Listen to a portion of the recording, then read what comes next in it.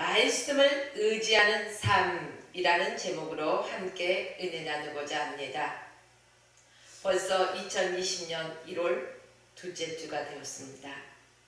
우리는 아브라함의 신앙에서요, 우리가 보고 배워야 할 게 있다는 것입니다. 첫째, 아브라함은 어떤 사람이었는가? 말씀을 의지하는 사람이었다는 것입니다. 자, 말씀을 의지하는 삶, 이 말씀을 의지하는 삶을 사는 사람은 순종하는 삶을 살아야 한다는 것입니다. 하나님께서 태초부터 한 사람 한 사람을 향해 특별한 계획을 가지고 계신다는 사실입니다. 본문 1절에서 보니까요, 여호와께서 아브라함에게 이르시되 너는 너의 본토 친척 아비 집을 떠나 내가 내게 지시할 땅으로 가라. 하나님께서는 명령으로 하셨습니다. 아브라함이 부름받은 때는 지금으로부터 약 4000년 전입니다. 그때나 지금이나 내가 터전을 잡고 살아가고 있는 그 모든 것을 버려두고 알지도 못하는 것을 떠난다는 것은, 미지의 세계로 떠난다는 것은 참으로 어려운 일입니다. 그동안에 내 생활의 기초적인 것, 아니 전부를 버리고 떠난다는 의미이기도 합니다. 고대 사회의 구조를 바라보면은 지역과 혈연 중심으로 이어진 사회였습니다. 그런데 본토 친척 아비집을 떠난다는 것은 자신의 모든 것을 버려버리고 오직 신앙을 위해서, 믿음을 위해서 살아가겠다는 어떠한 결단이라는 것입니다. 고향 친척 아비로부터 떠난다는 것은 또한 어떠한 위험에 우리가 접할지도 모른다는 사실입니다. 그러나 하나님의 명령이기에 그 말씀을 의지하는 삶을 살기에는 우리가 어떠한 말씀이어도 순종해야 된다는 것입니다. 우리 사람들은 흔히 내 머리로 생각하고 이해되는 부분은 순종하기 쉽습니다. 그러나 아무리 생각하고 또 생각해도 내 상식적인 선에서 이해되지 않는 부분은 순종하기가 어렵다는 것입니다. 갈 바를 알지 못하는 어떠한 미지의 세계를 향해서 떠난다는 것, 모험입니다. 여러분들이요, 우리는 인생의 길이 어떤 길입니까? 나그네 길입니다. 이 나그네 길을 살아갈 때 우리는 하나님의 음성을 듣고 하나님께서 말씀하시는 대로 내 머리로 이해가 되든 안 되든 믿음이라는 것은 순종하는 것이라는 것입니다. 말씀에 의지한다 하면서 우리는 말씀과 상관없이 불순종하며 살아갈 때가 얼마나 많이 있습니까? 여러분들이요, 이제 새해가 되어서 둘째 주입니다. 여러분들은 이 한 해 어떤 삶을 살아가시겠습니까? 하나님의 말씀을 의지하는 삶을 살아가십시오. 그리고 그 말씀에 순종하는 삶을 살아가시길 주의 이름으로 부탁드립니다.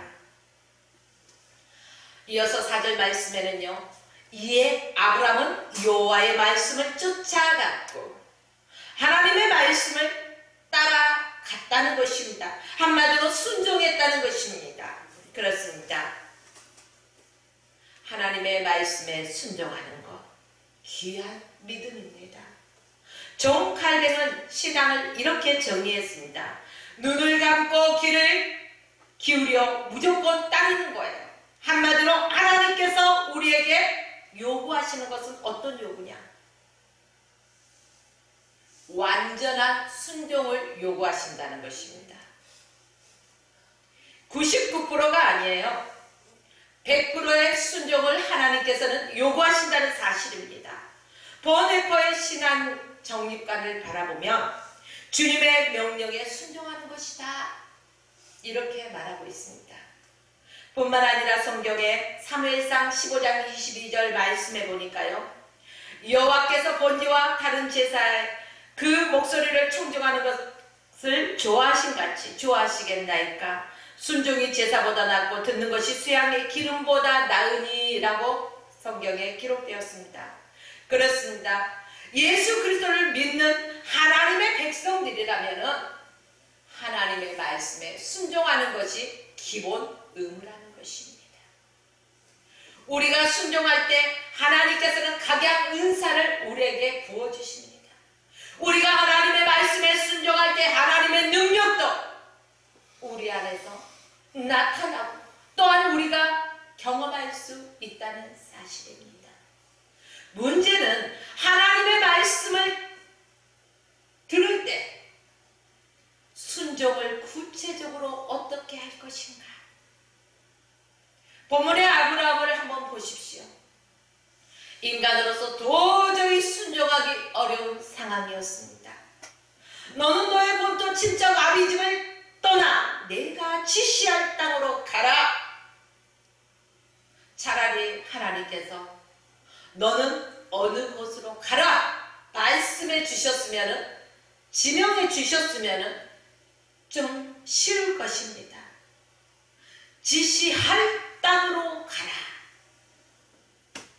아직 어느 곳을 향해 나가야 될지 알지 못하는 그 상황입니다. 여러분들 인생을 살아가면서 내가 무엇을 어떻게 행해야 될지 알지 못할 때 여러분들 심정 어떻습니까? 답답합니다. 아브라함의 심정이 아마 그런 상황이었을 것입니다. 그럼에도 불구하고 아브라함은 하나님 앞에 100% 순종했다는 사실입니다. 여러분 잘 들으십시오. 하나님의 말씀을 거역하고 불순종하고 타협적이었던 우리의 신앙의 자세를 이제는 다 버려버려야 된다는 것입니다. 우리의 옛 모습을 다 버려버려야 된다는 사실입니다. 2019년 동안 우리에게 흘러가 버린 것이 아니라 우리 신앙에서 그렇게 타협하기를 좋아했고 하나님의 말씀에 거역하고 불순종하기를 좋아했던 그 악한 마음까지도 우리는 다 버려야 된다는 사실입니다. 여러분, 하나님께서는요 아브라함에게 복의 근원이 될지라 이렇게 말씀하셨습니다. 복의 근원이 된다는 것은 아무나 그렇게 쉽게 복의 근원이 될 수 있는 것은 아닙니다. 저와 여러분도 복의 근원이 되십시오 하면은 아멘하고 좋아합니다. 그러나 아멘하고 좋아하는 것에서 그치는 것이 아니라 내가 할 수 없는 것이지만 주님이 하실 것을 믿고 말씀에 의지하여 순종하는 삶이 더 중요하다는 사실입니다. 본문 또한 말씀에서요 우리가 알아야 될 것은 말씀을 의지하는 사람은 어떤 삶을 살아야 되냐? 믿음의 사람으로서 살아야 된다는 것입니다. 나는 말씀을 의지하면서 하나님의 말씀을 믿지 않는 사람, 그런 사람은 아니라는 것입니다.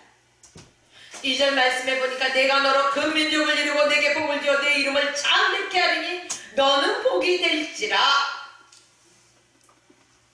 큰 민족을 이룬다는 것, 어떻게 단순하게 바라보면 인구가 많은 그러한 민족을 생각하실 것입니다. 그러나 영적으로 위대한 민족을 가리킨다는 그러한 그 이스라엘의 적합한 명칭이기도 하다는 사실입니다. 아브라함이 이 말을, 하나님께서 이 말씀을 하실 때요 아브라함에게는요 자식이 없었습니다. 무자했다는 것입니다. 그럼에도 불구하고 아브라함은요 그 약속의 말씀을 조금도 의심치 않고 그대로 믿었다는 사실입니다. 우리가 신앙생활을 할 때 늘 조심해야 될 게 있다는 것입니다. 내 눈으로 바라보이는 것, 또한 내 눈으로 바라보는 문제들, 여기에서부터 우리는 조심해야 된다는 사실입니다. 내 눈으로 바라보고 내 눈을 가지고요 생각하고 판단하는 것이 아니라 하나님의 시각으로 바라봐야 된다는 것입니다. 여러분들이요 믿음의 눈을 가지고 바라봐야 된다는 사실입니다.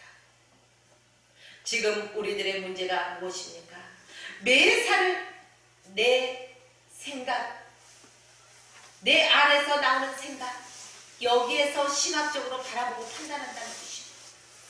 눈에 보여진 대로만 믿는다는 사실입니다. 그러나 눈에 보여진 현현만 쫓아가지 마십시오.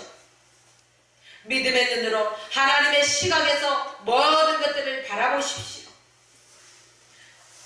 여러분, 하나님에 대한 올바른 믿음을 저와 여러분들은 지녀야 된다는 것입니다. 하나님은 성도의 가진 것을 보지 않으신다는 것입니다. 내가 무엇을 얼마만큼 소유하고 있느냐, 하나님과는 상관이 없어요. 내가 얼마만큼 나에게 순종하는 믿음을 가졌느냐, 얼마만큼 나에게 의지하느냐, 얼마만큼 나를 믿느냐, 이것에 하나님은 관심이 있으신다는 사실입니다. 여러분, 오늘도 우리 자신의 믿음을 우리는 확인해 보아야 할 것입니다. 창세기 5장 6절 말씀에 보면 아브라함이 여호와를 믿으니 여호와께서 이를 그의 의로 여기시고, 하나님을 믿었더니 의로 여기셨다는 것입니다. 우리 인간이 무엇으로 의롭게 될 수 있는 것이 아닙니다. 온전한 하나님을 믿었더니 하나님께서 의로 여겨주셨다는 사실입니다. 또한 마가복음 11장 23절 말씀에도 누구든지 이 산을 들려 바다에 던지으라 하며 그 말하는 것이 이루어질 줄 믿고 마음에 의심치 아니하면 그대로 되리라. 그렇습니다. 의심하고 구하는 자는 받을 줄로 생각지 말아야 된다는 사실입니다. 내 마음에 조금만큼도 0.0001%의 그러한 의심도 없어야 된다는 것입니다. 100%의 믿음을 가지고 우리는 행해야 된다는 사실입니다. 또한 믿음을 가지고 하나님 앞에 구해야 된다는 사실입니다. 마가복음 11장 24절 말씀 보면 무엇이든지 구하고 구하는 것은 어떻게 하라고요? 받은 줄로 믿으라는 것입니다. 그렇습니다. 그리하면 너희에게 그대로 되리라. 히브리서 11장 6절 말씀에는요, 믿음이 없이는 하나님을 기쁘시게 하지 못한다고 기록되어 있습니다. 하나님께서는요, 자기를 찾는 자들에게 상 주시는 분이라는 것입니다. 오늘도 저와 여러분들은 하나님을 찾았습니다.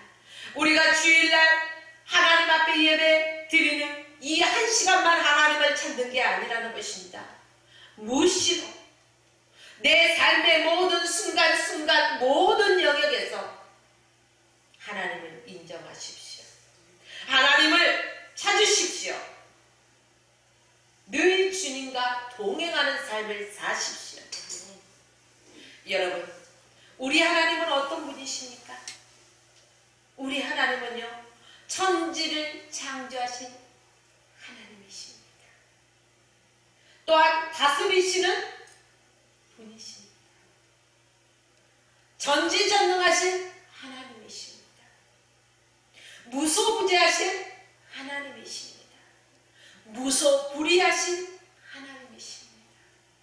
그렇습니다.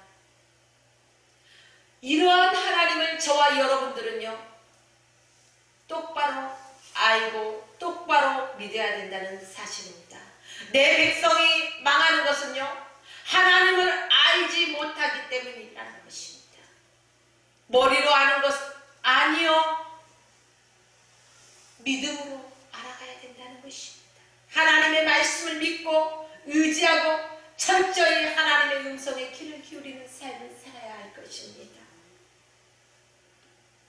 하나님께서는 하나님을 똑바로 믿고 똑바로 의지하고 살아가는 사람들에게 하나님께서는 복을 누리게 하신다는 사실입니다. 또한 하나님의 말씀을 의지하는 사람은요, 내 것만 챙기는 사람이 아니라는 것입니다. 나눌 줄 아는 사람이라는 것입니다. 사랑은 나 혼자 받은 것에서 그치는 것이 아니라 사랑은 참으로 주는 것이죠. 나누는 것, 쓰고도 없어지지 않고 더 큰 사랑이 더 풍성해진다는 사실입니다. 그러나 내 안에 나만 사랑을 받기를 원하는 사람을 바라보십시오. 얼마나 이기적인지 모릅니다. 우리는 하나님의 사랑을 받았습니다. 값없이 받았습니다. 그러면 그 사랑을 이제 예수 그리스도 이름으로 섬기면서 주어야 된다는 사실입니다. 3절 말씀을 보면요, 너를 축복하는 자에게 내가 복을 내리고 너를 저주하는 자에게는 내가 저주하리니 땅의 모든 족속이 너로 말미암아 복을 얻을 것이라. 여러분, 믿음의 사람이 가는데 분쟁과 다툼이 있어야 되겠습니까? 아니면 믿음의 사람이 가는 곳곳마다 기쁨이 넘치고 감사가 넘치고 더 풍성함이 있어야 되겠습니까? 그렇습니다.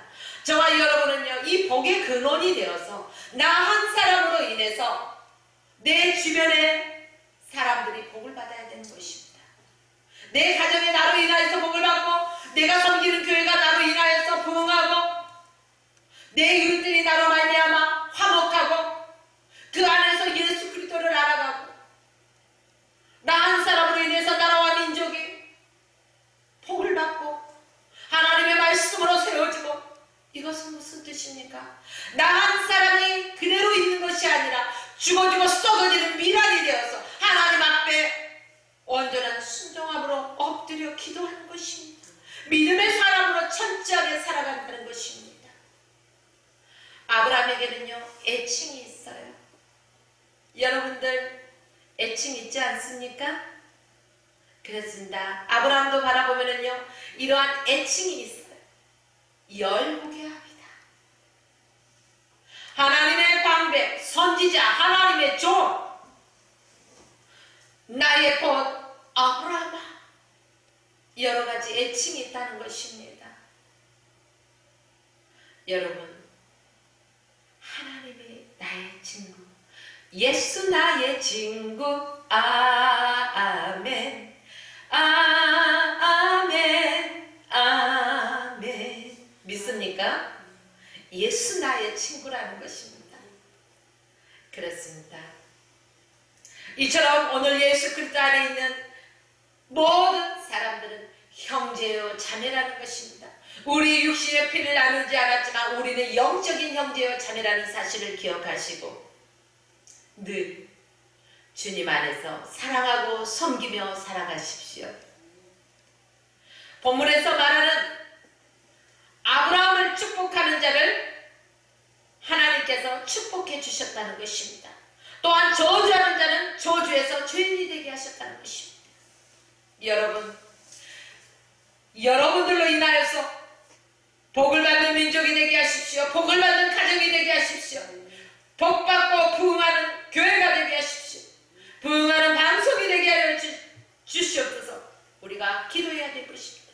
오늘 아브라함으로 인해서 세상 모든 족속의 복을 받았듯이 화평교회와 화평방송을 통해서 세상 열망 가운데 하나님의 백성들이 날마다 그 수가 더해지고 더욱더 믿음이 왕성하여져서 성령의 충만함으로 하나님이 기뻐하는 하나님의 백성들이 날마다 더해져야 된다는 사실입니다.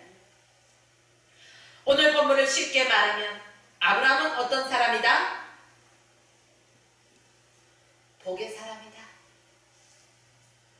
자, 축복의 사람이라 이런 말 우리가 설명하지 않아도 축복이란 단어는 너무너무 잘 알아요.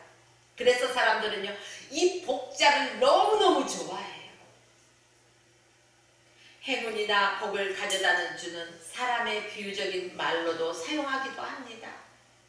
여러분, 우리 예수 그리스도를 믿는 하나님의 백성들은 어디를 가든지 축복의 사람이다 라는 소리가 흘러 들어와야 돼요.